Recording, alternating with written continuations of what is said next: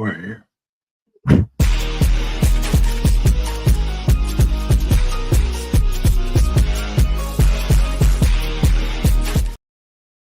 Yes, sir. Mic check. What's good, guys? Your boy Good Savage back again for another preview and prediction show. We got WWE Crown Jewel. Yeah, man, 2024, blood. Let's get it. I hope everyone's good. I hope everyone's well. Obviously, prediction and preview shows a little bit of a different time, man, but have to get it in where I'll get it in, man. I got a lot of work to do, so I'm about. And I can't lie, blood. Listen, I was thinking earlier, man, not that I'm getting bored of preview and prediction shows, but like, it doesn't offer much on it because obviously we know what wrestling is, you know what I mean? Predetermined and all that stuff. So it takes a bit of, you know what I mean? So I don't know, man. I might just preview it, predict it how I want it to go instead of what I think is going to happen because it doesn't really matter what I think is going to happen, you know what I'm saying? But big up to you guys. I hope everyone's well. I hope everyone's taking care of themselves as well. Funny enough, man, Crown Jewel always started off like a bit of a joke to me, bro, in Riyadh, bro. But I can't lie, over the last couple of years, when they got rid of the legend gimmicky stuff and ruining legends, and you know what match I'm talking about, when someone's mask fell off and someone's hat fell off, and you know when the other one, when the old legend nearly killed the real legend, and you know they jackhammered him into the floor. After they got rid of all of that business, you know what I mean? I've enjoyed them, man. Like, I ain't gonna lie, bro. These Crown Jewels and that don't really let me down. Not over the last couple of years. It's been kind of enjoyable. It might be good in the daytime as well for me as well. I mean, in the UK, so I don't have that eerie, sleepy feeling and that, like, yo. Because if something gets boring and it's late, I'm ready to just end it, innit? I'm literally looking at the time going, end it. Whereas when something's good, I'm enjoying it. I'm like, you know what? I'm all right with this, man. I can, you know what I mean? I can do with it, so that's the case. I'm all good with it, man. This card, 7 matches, I think we've got on so far. Obviously, we've got SmackDown to come tonight. I'm not expecting them to put any more matches on the card. 7's good. The last few pay-per-views have had like 5 matches, I think. You guys know I'm already a fan of the smaller, compact pay-per-views with better quality of matches and segments. I don't like when they try to fit everything in. We've got WrestleMania and SummerSlam for that. They've got 2 days worth. In fact, I hope that when SummerSlam and WrestleMania come along, I wouldn't mind if they only slapped like 5 matches on one day and 5 matches on the other. I'm not here for the 4 or 5 hour. You know what I mean? I feel like people don't get their just deserves. I feel like people who kill it at the beginning of the show, by the time you get to the end, you half forget about them because we just watch freaking 5 hours of content. So it's a bit of a crazy one. Obviously, Mod Mother in the chat, big up Anna, said, hey, Savage and Demon Team, I'll be at work tomorrow.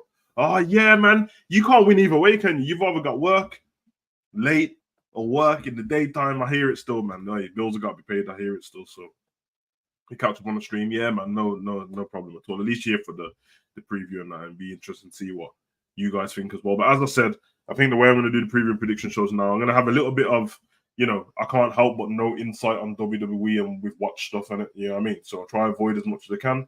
And then on top of that, have a little bit of like, you know, what I think should happen as well, because it's a little bit more enjoyable that way. I feel like it's a bit boring.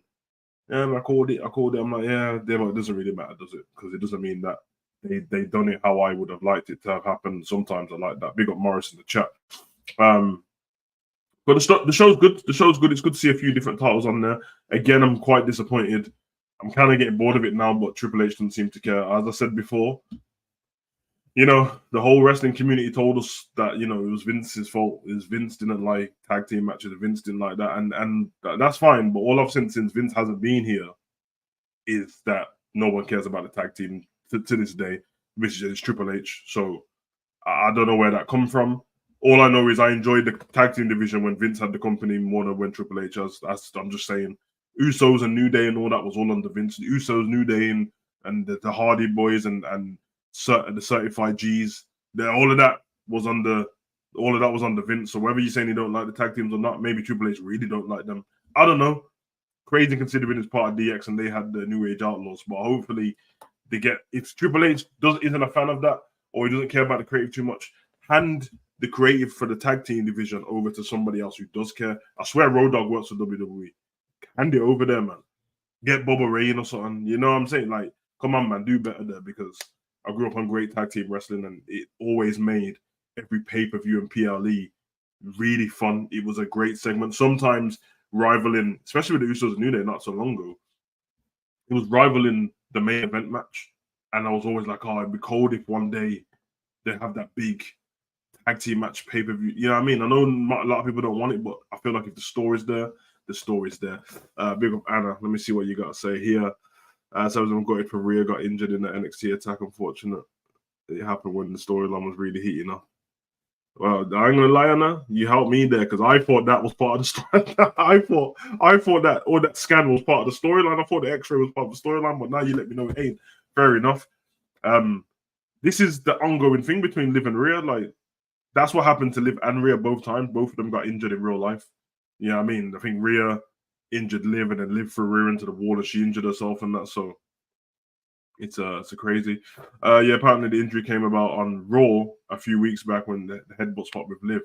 Or when she headbutted Liv. So she headbutted Liv and mashed her own face up. Hey, listen, old type Liv, man, make you look like a badass. If I'm Liv, I'm gonna contact Rhea. I'm gonna say, listen, whatever you see me say online, don't take it to heart. This is wrestling, and I'm gonna do exactly what Vince McMahon did with not Vince McMahon. God damn it, sorry.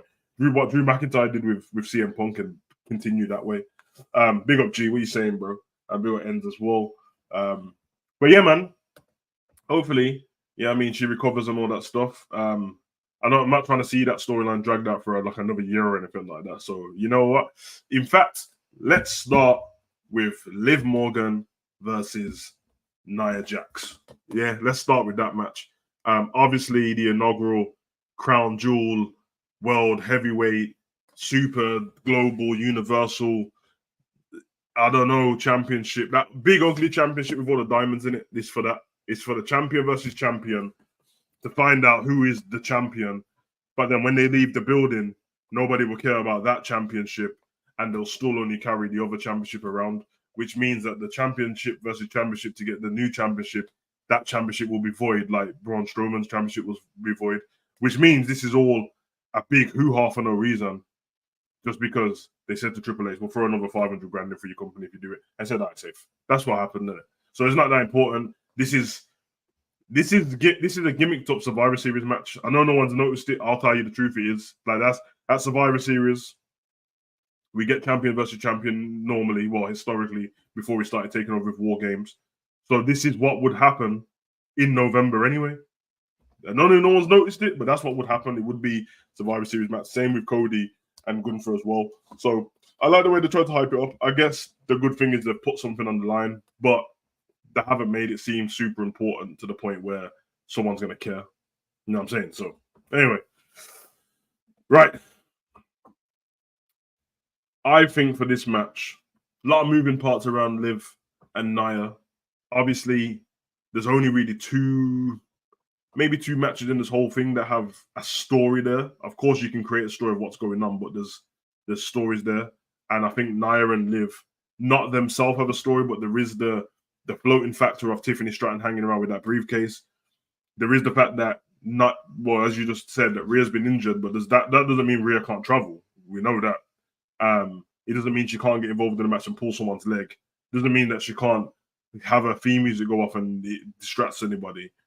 But I don't think she would think it's important enough. And that's the thing for me. If you want this new title to feel important, you have to treat it as if costing somebody in this title will be like costing them the big title, and not just bragging rights. For me, I think Nia's on her best run in terms of how the company's treating her. The stories are not perfect. She's actually been really good at pay-per-views, though. I feel like when we've got to the PLE shows, Nia's matches have been very good. The build-up is iffy sometimes. I think because it spent a lot of time around Bayley and Naomi and that, and it didn't really work out. But the contrasting story is the fact that you've got Tiffany Stratton with the briefcase. You've got the bully factor with Nia and Tiffany as well. So, yeah, and I hear what you're saying, but my friend's like an MMA fighter. He fractured his eye socket and flew back fine, like the same day. So it's maybe obviously for safety reasons you don't want to. Yeah, I mean, and that does make sense. I think in WWE you don't have to do that because of stories. Whereas my friend is trying to come back home in it, so you're probably right there. But I think the thing is, like, as WWE fans, and I'm pretty sure that I wouldn't like WWE to take emphasis off the internet to book matches, but I think they can see what everyone's saying, of course. And the whole thing has been, we know that this is going to build up to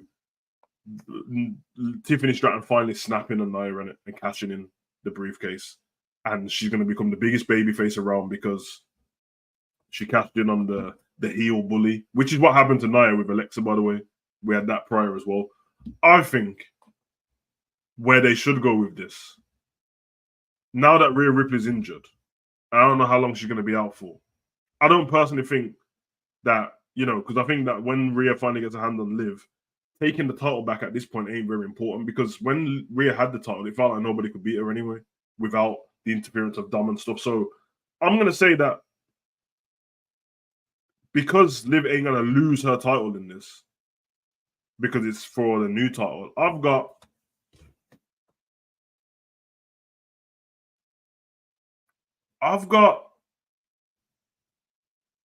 no, you know what? I was going to say I've got Nia winning to continue, but I've got a feeling that I would have Tiffany cash in on Liv. I would have her cash in on Liv, because I know it sounds a bit crazy and stuff like that, but this isn't that important. Like, for Tiffany to get involved in this match to help Nia will be pointless, because it's not for, like, if Nia loses this match, she doesn't lose her championship. She just doesn't win this new one. I think Nia would, with the whole she done it with the Queen of the Ring. She took it serious and stuff like that. I think that was in Saudi Arabia as well, if I'm correct. So that wasn't even that long ago. Thinking of it now, didn't her and Gunther win on that same night in Saudi Arabia? Was it inside? Let me know in the chat. Was it in Saudi Arabia? Because if it was, that's crazy that we're back here in the same year with these matches again. But yeah, I think that now that Rhea's injured, I think taking that title off Liv, she doesn't have another storyline built up at the moment. And then you've got Rhea Ripley out. You've probably got but you've got the added factor of Thingy in it, Raquel. I think, yeah, you know what? I'm going to go with Nia to win this match. But I do think after this match, there could be an attempt to cash in on Liv Morgan. Whether it works or not, I don't know. But I think there could be an attempted cash in, because it would make sense. So yeah, I'm gonna go Nia for the win, because I just think, like, building the momentum for Nia. If Tiffany doesn't cash in, building momentum with Nia, having the title for a prolonged period, having the Queen of the Ring title, and then having this new Saudi title as well. Tiffany cashing in eventually, it seems a bit more prestige cashing in on someone who's got all of those factors. So moving on from there, let's go for the Women's Tag Team Championship, the only tag team championship on the line. Obviously, you've got the two other men's ones as well weighing on there, so a bit weird. But you got Meta-4, Damage Control, Chelsea and Piper Niven, and the WWE Women's Champions, Bianca and Jade Cargill. Fatal 4-way tag match, which means no disqualification. It should mean anyway, unless it's not it's not tornado tag in it. Listen, I don't know how many times I have to say this, but when you put these tag matches together with these schmoz matches, if you're not going to make them tornado tag, they feel pointless, because then you got this weird thing where anyone can tag anyone, which I've been saying this for years. Why would I tag a rival team? And only if I needed help, like if someone's about to kick my face in, tag a random person. But otherwise from that, if I've got control of the match and I'm the legal person and I need to pin somebody, why would I tag the other team? It would never happen. They could tag me, like I could drop into a corner, they could slap my shoulder and tag themselves in, but why would they ever do that? I wouldn't, so it doesn't make any sense. I feel like Chelsea and Piper Niven are building some steam ahead, and obviously, if anyone remembers when they first got together, Chelsea had if I'm correct, didn't Chelsea have the tag team titles? And then Thingy got injured, and Piper Niven just took the championship on it. She just said, I'm your tag partner now. I don't know if it was Carmella. Was it Carmella? And Chelsea. Let me know in the chat, was it Carmella and Chelsea? I know that somebody got injured, and then Piper Niven just turned up on SmackDown and was like, "Yeah, I'm your tag partner now." I took the belt. Obviously, they ended up eventually losing it. Meta-4 building up a bit of steam. Lash Legend and Jakara Jackson, I really like them together, but too early for them, I think. Although no one cares about these. Actually, I'm saying it's too early for them. Them two, Alba Fire and that, they won it straight away, didn't they? So. Which is the only scratch on the Jade Cargill and Bianca record. Considering if they didn't lose losing it now would be fine. They're not making it very fun, and I don't think it's the ladies' fault. I think the creative around it, I already spoke about the tag team creative. I don't think the creative around it's very good. So there's no story there, and there's no chinks in the armor of Bianca and Jade yet when it comes to like, oh, it's Chelsea and Sonya. Okay. Don't ask me, Chelsea and Sonya weren't it with a question mark, because I just asked you who it was. People answer me with a question, and I asked them a question. I'm asking you lot. I just know that she took the title, but it could be Sonya Deville because obviously she was injured for a long time, so that probably makes sense. But I don't even know why I had Carmella in my head. Big up Carmella. Anyway, yeah, not booked very well. They look great as a tag team. So when them together look great, the entrance looks great. They look great. They look the business. They look like they're an unstoppable force. And I feel like this ain't the right time because even when you take the title off them and give it to Chelsea and Piper, which I think Chelsea's going to get a just desserts at some point, I feel like it will need to be a big moment. I don't think Saudi's the point for it, man. I think the women's tags are so like people are so disinterested in them. You could probably drag this out to like Royal Rumble or Mania and then give Chelsea a big moment. And I think that will be the point where there's a turn from either Jade or Bianca. I think it's better to go with Bianca because everyone expects it from Jade. But and I think Anna just said about refreshing up some characters. I think, yeah, I feel like, I mean, listen, I'm not the business of WWE. So I know that Bianca, business-wise, does great for them. She's on all the advertisements. She's on like covers of loads of different things. The young girls love her. Her merch sells out.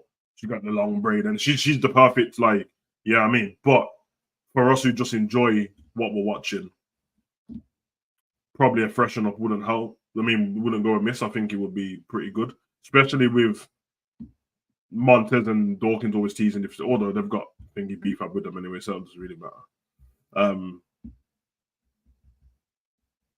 Yeah, it does feel like Bianca's detriment. Yeah, I'm gonna go with them two to win anyway. Damage control, I don't see them winning. I'm sure Io and Kyrie will put on a show though, because they always do. I mean, the difference is like Bianca and Jade don't need to be pinned, so that's food for thought as well. But yeah, Morris said go back to heel Bianca and NXT. Yeah, it's not a bad show. Yeah, I'm all right with that. I'm all right with that. Moving on from there, let's go Seth Rollins and Big Bronson Reed. I haven't got a lot to say on this. This feels like something that could really like it can just end up disappointing. Now, we've been in this position too many times with people like Seth. Bronson Reed, they weren't booking him right for years. They've started to book him right again. Monster. The wins and losses are not the most important of it, but they still need to have some kind of substance. Otherwise, it's like he was on that losing streak before anyway, losing to anyone, Chad Gable and all that, which I rate them people, but they're all way smaller than him. Obviously, he had the last monster standing with Braun, which I think he lost, didn't he? He lost that match, I think. So Seth's just come back. It's his first match back. I feel like they're probably going to go with Seth to win this match. But if they're going to do that and Seth's going to win, I believe that they need to have Bronson be the guy on top when the match is over. He needs to be the guy who's over. He needs to beat the crap out of Seth. I think if Seth wins this, I ain't going to lie, even though I don't like the young roll-up and that, the roll-up is probably the way to go with this kind of match.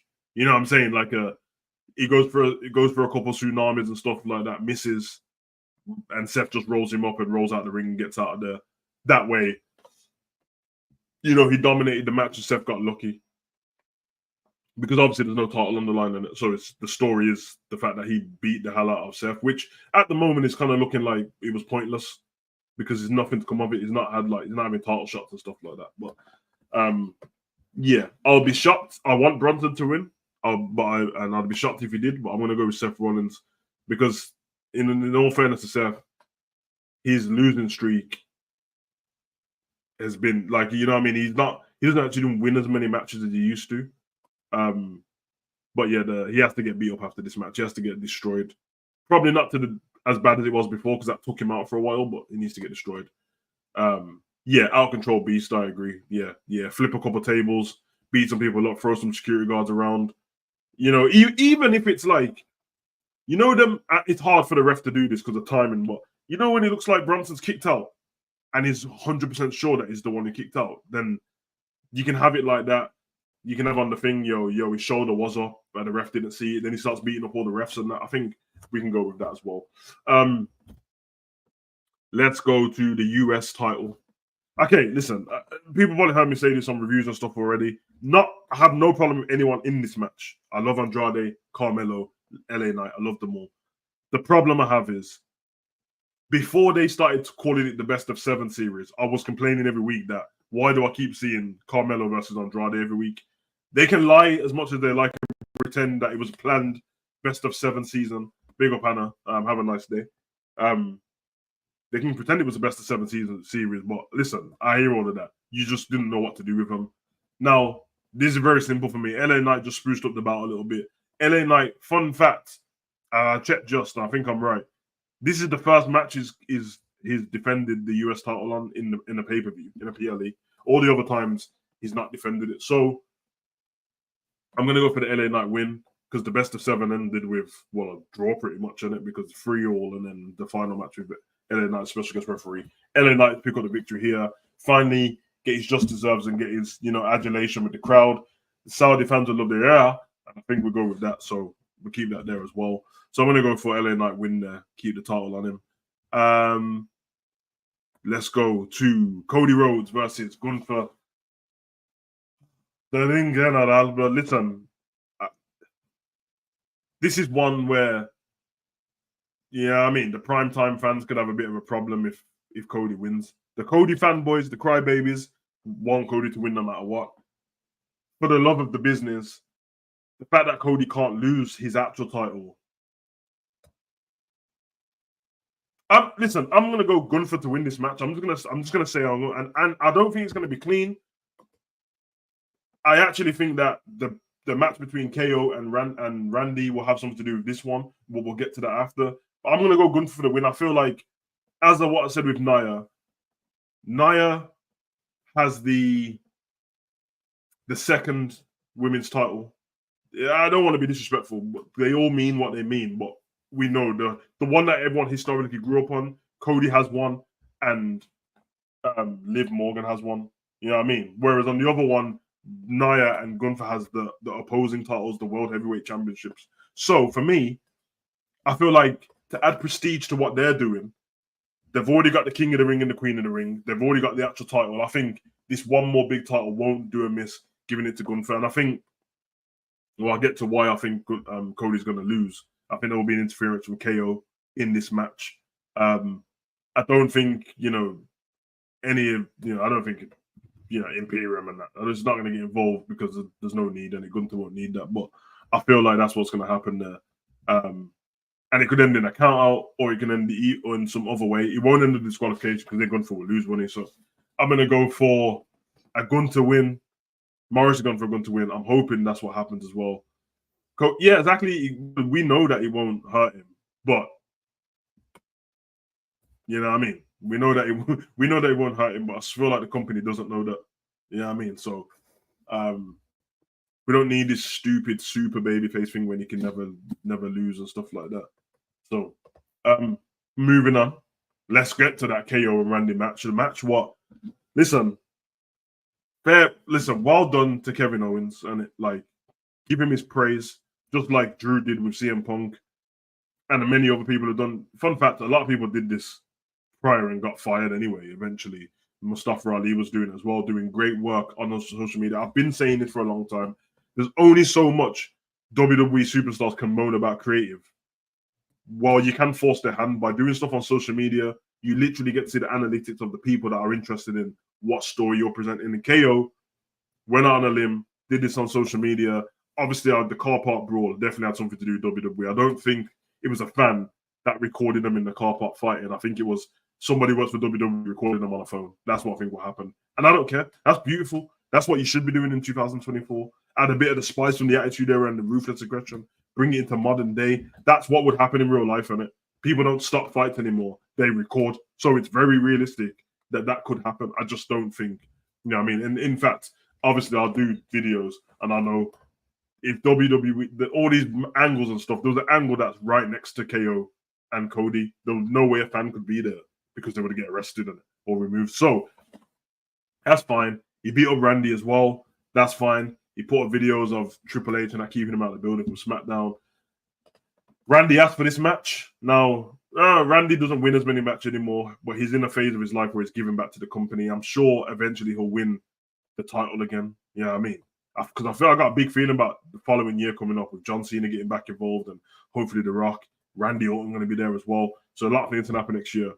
Cody, he's already messed up with this. I feel like we need to, yeah, I mean, if you think of it, KO is being pushed and forced over the edge more and more now. He would have seen that Sammy was speaking to Solo. He saw that Randy, you know what I mean, was siding with Cody, and Cody was speaking to Roman and Jay and all that, and Jimmy. So it makes sense, and I want to do a separate video. It won't be a live stream, but a separate video of why KO ain't the one to blame here, because it's very obvious. But because it's Cody, they don't seem to mind. I think KO gets the victory here. I think it ends. I don't think this ends in a pin. It might do. I think he brings back the apron powerbomb, the apron pop-up powerbomb. We know that Randy's had back issues. Triple H kind of alluded to the back issue again when he spoke to him in the ring about fighting KO. I think KO does that powerbomb on the edge of the apron, and whether he does it and leaves him out there like he did with Sami Zayn on NXT that time, or whether he does it and rolls him back in the ring and then just pins him, I don't think he'll give a Stone Cold Stunner, maybe a frog splash, pick up the victory there. And I feel like this match, if we see that this match is early in the card, and I'm talking about second match, because the likelihood is they'll put a championship match on first, maybe like Gunther and Cody. I think Gunther and Cody probably be the first match. If the second match, oh no, actually. No. Maybe not. Maybe not. Who knows? Maybe KO can get involved in the Cody match, then do his own match, and then Cody gets involved in his match. But I do feel like, depending on who kicks off the show, if Cody and Gunther kick off the show, the likelihood is that if KO gets involved, then surely Cody would just get involved in his match. If it's the other way around, though, then we get whatever happens between Randy and KO, and then KO gets involved in the match later on down the line, and then probably foils the plan there. Because Cody's had his chance. It's not like he's not been around to get KO back if he wants to get him back. And Cody also doesn't seem to like run in the ring and cost people like matches and stuff like that. Either way, you see what plan I'm going with there. I think KO. It's either Cody and Randy end up on top or KO ends up on top. I don't see it going both ways, so I feel like that's probably what will happen. But I'm gonna go for the KO win in between him and Randy. I've already gone for the Gunther win in the Cody one. Because you know what I mean? If it gets to a point where KO's done all of this, because remember, he's the one trying to get these guys. So then it'll get to a point where they call him out again, and Cody calls him out. It'll be another championship match, which they already had. Yeah, I mean, probably going to end up in a triple threat match at some point because Randy's probably going to want that title match. So we'll see. Yeah, definitely tough call. Definitely tough call. I think we've got through the matches apart from one, and obviously I always leave these matches till the end because, well, I'm biased and I love it. So we have Roman Reigns, Jey Uso, and Jimmy Uso. Obviously, I should call them the Bloodline, but they ain't at the moment. You've got Jimmy and Roman, we the ones, and Jey Uso. So I don't know, blood, versus the current Bloodline. I think Jacob Fatu's not going to be a part of the match. I think it's going to be Tama Tonga, Tonga Loa, and Solo. Fatu at the side. I've gone back and forth with how I feel about this match a few times already. And this match crept up on me, the fact that they're having it at Saudi Arabia, which says to me, we're still getting the War Games match in it, if that's what we predicted. We've been predicting it for about a year now, but it feels like a War Game match is coming. And I believe that if there is going to be a War Game match, there has to be a reason for that. The only reason for a War Game match would be the fact that the Roman side is saying, yo, with all the shenanigans you keep putting off, we need you in an enclosed area where nobody can get in and nobody can get out. It's just us versus you, bloodline versus bloodline. And to do that, the heels are gonna have to win this match, I think. Who picks up the loss? It's probably gonna be Jimmy. Be more impactful if it was Jay, but it's probably gonna be Jimmy. I don't know if Sammy's gonna be in Saudi Arabia. Doubt it. I mean, actually, he's normally there, actually, but I don't want him involved in anything to do with this match. But we'll see what happens on SmackDown, I guess. Yeah, because if the babyfaces win this match, if Roman and all these guys win this match, there's not a reason for War Games.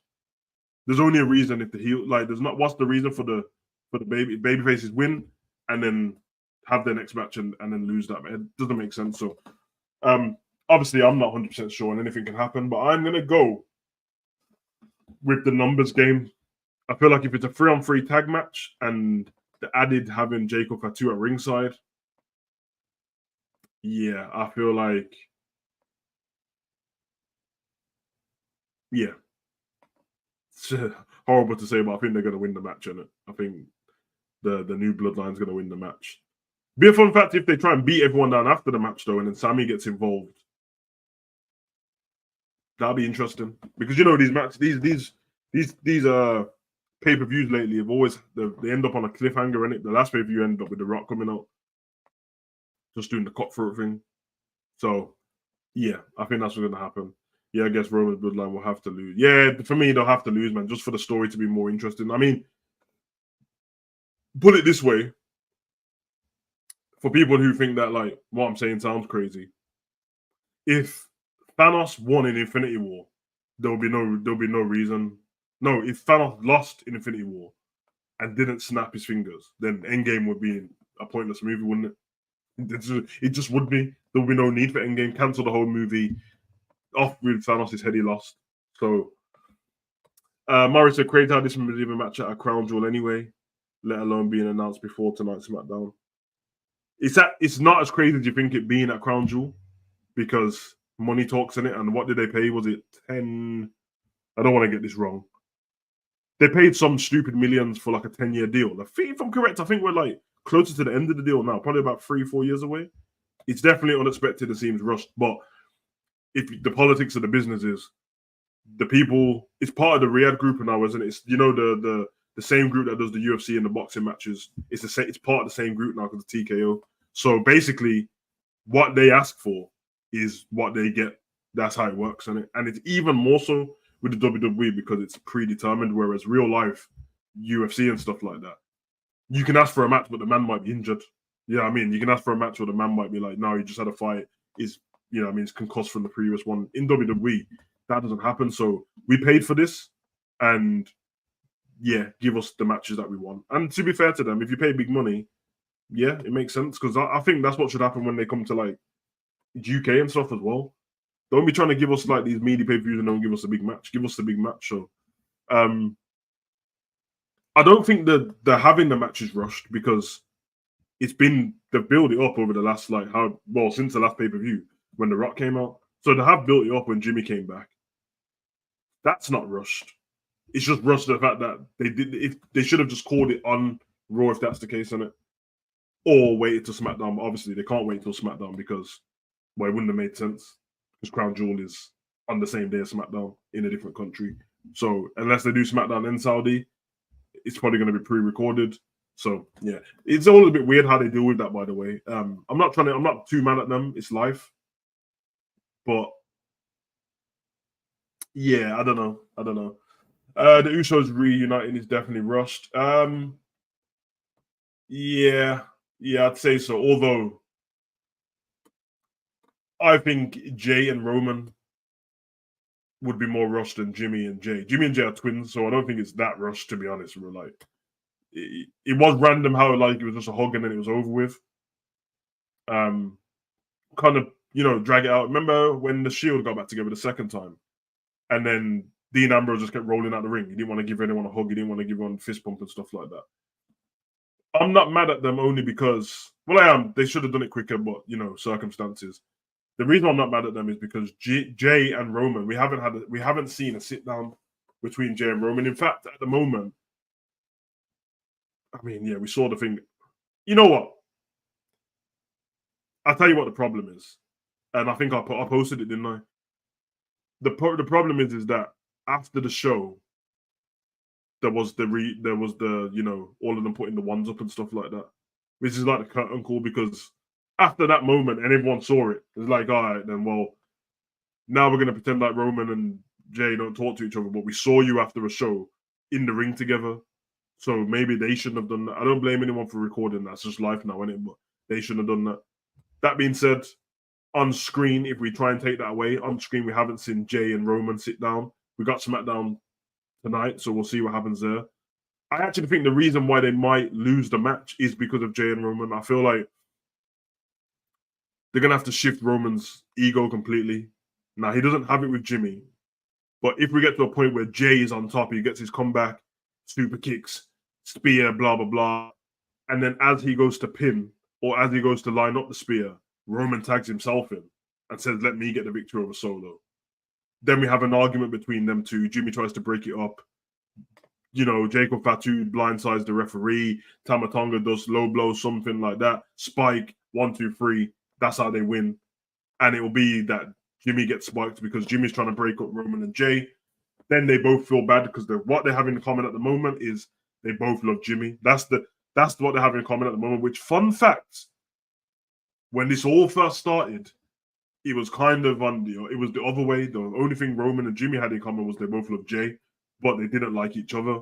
If anyone remembers that, when the whole bloodline thing started, and then we had to go through, Jay was the one telling Jimmy, you need to acknowledge Roman week after week after week till he got choked out, till he needed help with his real life stuff, even though it happened. And then he kind of acknowledged him. He didn't even say it, he just gave him a hug. So it's kind of full circle.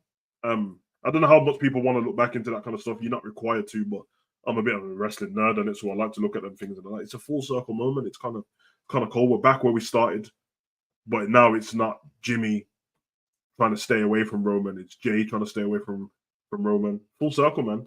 Full circle with Sammy as well. I'm actually not interested in bringing Sammy into this, but if it ends it all, then it ends it all in it. Anyway, that was the final match. So the watch along schedule is already up. So head over there. If you're going to watch it with me, might as well hit the notification bell now, hit the like button, because it's going to be a lit stream. We don't have rubbish streams on the watch alongs anyway. If no one turns up, I'm going to be there anyway, so I don't mind. It's what it is. As you've seen the reactions I said on the channel, they've all been with no video on the thing now. I actually had a meeting yesterday, was it? I did a course this week on some other stuff to do with YouTube, and then I'd done a meeting yesterday. And basically, they've got like I was speaking to this lady. I can't remember what her name is. I want to shout her out, but she's like they call her the YouTube attorney in it. So she was feeling me in on a few different things when it comes to reaction videos and all that kind of stuff, and how people are clamping down on certain things now. People are losing their channel, and there is like not special treatment, but some people will get away with some stuff and some people won't. You know what I mean? That's kind of how it is. And you guys will never know from the back end because you can't see what's in my my YouTube studio and that. So you'll see some people who are like, oh, well, how come blah blah gets to do reactions to this? No, they didn't. You can do the reaction. You can do it. It can show up on the screen for your subscribers and that. But one, they're probably not getting paid anymore. Two, they probably got a strike. You know what I mean? And then it's actually, she told me that how it messes up with the algorithm. So the more you have on your channel, obviously they don't push your channel to the forefront, which now I realize that was the problem with the channel in the first place. Because when I said I was shadow banned, I know that it felt like I was one of them lying people. I wasn't lying. And since I've stopped, I think the subscribers went up like 200 or something in the last month. Before that, it said 14,900 for a whole year. But behind the scenes, it was already past 15,000. So when everyone's, you know what I mean? Big up to everyone's like, oh, congratulations, 50,000. We passed it ages ago. So trying to get back onto that now, which means obviously stuff on the channel have to change. That's why I've just been posting some shorts to keep it going. But when it comes to previews and predictions, they're always going to be there. Watch alongs always going to be there. Reactions, depending on what it is, will be there. And then obviously maybe some wrestling stories and how I would book this and stuff like that. That's the only thing we can do. So anyway, that's what I have to do. And I can't do much more because I'm not losing my channel just because man want to see what they can already see themselves on YouTube. I always put the link to the original video in the chat anyway, so you can go and see yourself. And usually by the time people see my reaction, I mean, some people watch some people watch WWE through my reactions. Some people watch the WWE first and then come see my reaction. So there's not much to complain about in it. It's one of those ones. Anyway, big up to anyone who came along. Big up to people who come and watch it later on. Obviously, tomorrow I'll see you guys midday. Well, not midday. Well, you know what I mean? A good day, was it 5 o'clock, 6 o'clock, something like that. So I will see you guys around that time. I'm going to actually got to watch Liverpool match and then go straight into the watch along. So I'll be around in it. After Crown Jewel, they're back in the UK on the Sunday for another tour. Yeah, they are. There they are, man. So here we go, man. And then we're going into Survivor Series, and then there's no other pay-per-view than the Royal Rumble. So yeah, should be cold. Should be cold. I'm looking forward to it, to be honest. But obviously we'll see what happens, man. Big up to all you guys in the chat. Love for the love. Yeah, man. Make sure you come and join me on the what day is it now? Saturday. Yeah. Come join me on Saturday, man, and we'll chop up the whole thing.